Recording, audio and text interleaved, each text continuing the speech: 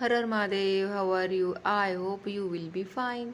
तर बघा, आज पिल्लूनी मंदिरातले सगळे देव बाहेर काढलेले आहेत आणि त्यांच्यासोबत ती खेळत खेळते आहे. आणि हे ते मी वात वगैरे करून ठेवलेला होता, त्या सगळा डब्बा तिने रिकामा करून टाकलेला आहे.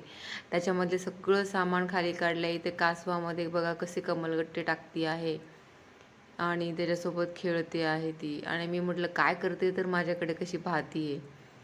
मग आणि तिने काय केलं होतं, जे दिवा होता ना, तर दिव्यामध्ये सगळे देव असे बुडवलेले आहेत.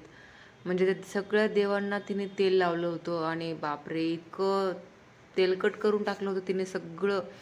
म्हटलं आता आपल्याला सगळे कामं सोडून आधी ते देवघर आवरावंच लागणार आहे. मग मी काय केलं, थोडीशी पितांबरी, थोडंसं वॉशिंग पावडर वगैरे घेतलं आणि छानपैकी सगळे देव अवतरताना मी काय केलं,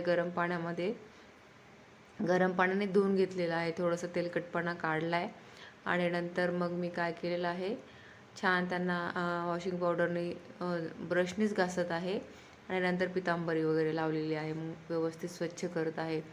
मी जो ब्रश आहे तो स्पेशल म्हणजे देवांसाठीच आणलेला आहे. म्हणजे आपला जो ब्रश आहे, कोणी कोणी काय करतं, ब्रश वापरून झाला की ते देवाला यूज करता वगैरे.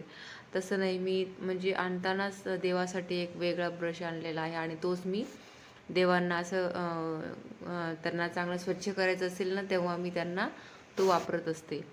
तर मग मी आता एक एक करून काय केलं आहे, सगळे देवांना, कृष्ण, विठ्ठल, रुक्मिणी असेल, अन्नपूर्णा, महादेव, सर्वांना एक एक करून आता मस्तपैकी या ठिकाणी स्वच्छ करून घेत आहे.